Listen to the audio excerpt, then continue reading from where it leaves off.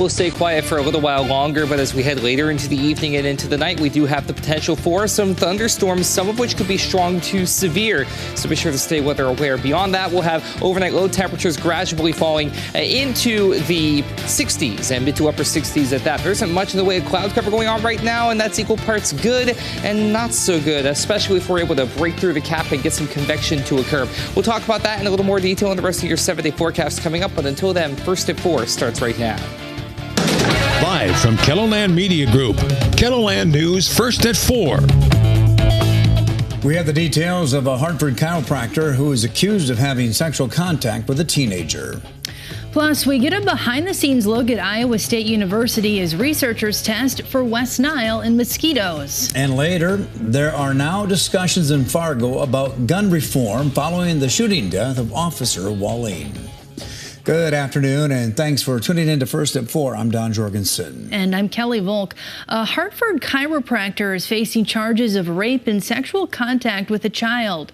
31-year-old Joel Martins is accused of having sex with a teenage girl who was seeing him for chiropractic care. According to court documents, the victim told authorities that she believed that they've had sex more than 100 times. KELOLAND News reached out to Chiro Sports, which listed Martins as a chiropractor on its website. The company said in a statement, quote, "We have zero tolerance policy and do not condone these type of behaviors." Along with being a chiropractor, authorities say Martins also worked with student athletes in the area. A 30-year-old Sioux Falls man has pleaded not guilty in connection with a rape case in Stanley County.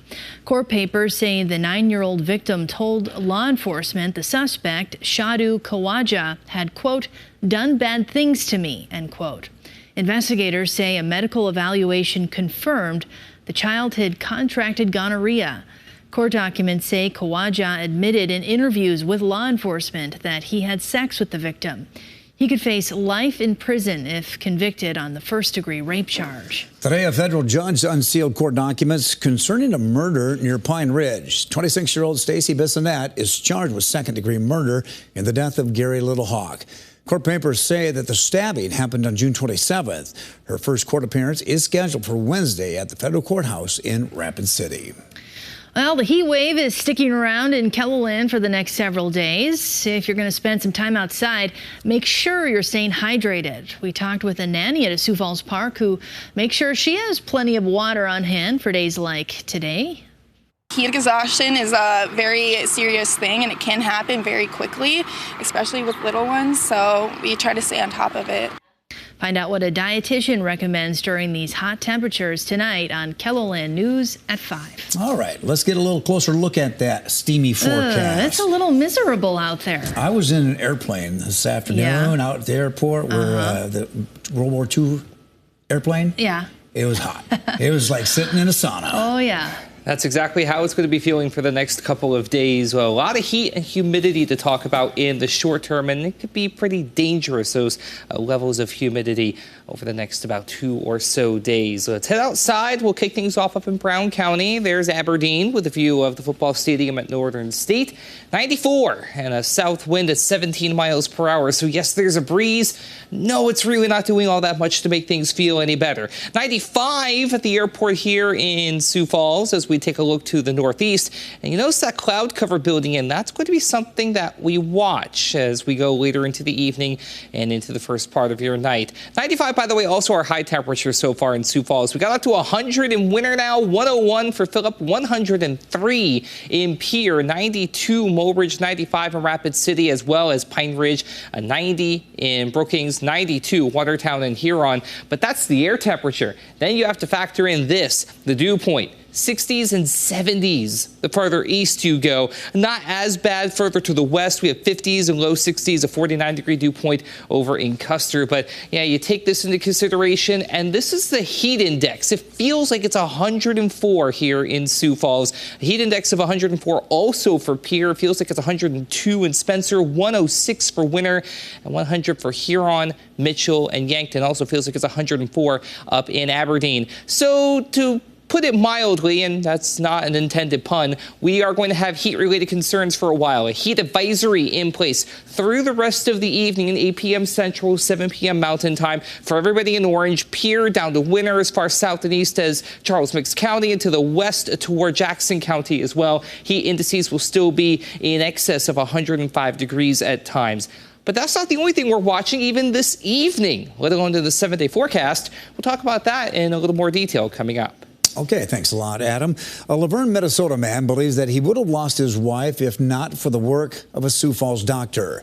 Dr. Beth Labka says that Shelby George's liver was almost entirely shut down, with her kidneys shutting down as well. When she presented, she immediately looked ill. You knew that she was sick, just based on the physical exam, looking at her vital signs, all of those things. So I immediately ordered labs.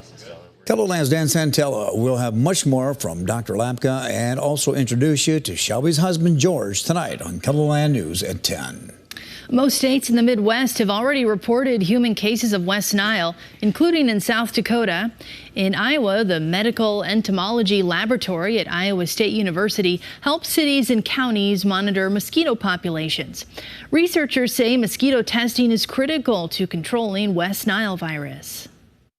It may not be a really, kind of, fancy place in here, but I think it does have a lot of public health importance in the work that we're doing to really understand how West Nile virus is transmitted, the species that are involved, the signals that can kind of predict whether it's going to be a high at risk year or a low risk year. The lab researchers receive the contents of the traps and identify all the species of mosquitoes that were caught. Only certain species of mosquitoes carry West Nile, and when researchers find them in traps, they make sure to freeze them and send them off to a lab to test them. Usually 90% or more of our West Nile virus cases occur after August, kind of within that August, September, and even early October period. So the fact that we're seeing some mosquitoes test positive right now is, maybe setting off a small alarm, not anything that is, causing action at this point, but it's something that we have to continue to monitor, and we can only judge what's happening now compared to what we've seen in the past. So far this season in South Dakota, there have been 4 human cases of West Nile. The health department also says the virus has been detected in mosquito pools in Brown, Beetle, and Minnehaha counties. Presidential candidates will be flocking to Iowa once again to attend the state GOP's annual Lincoln Dinner this Friday. 13 presidential candidates will get 10 minutes each to speak at the fundraiser. Organizers say that former President Donald Trump will be in attendance.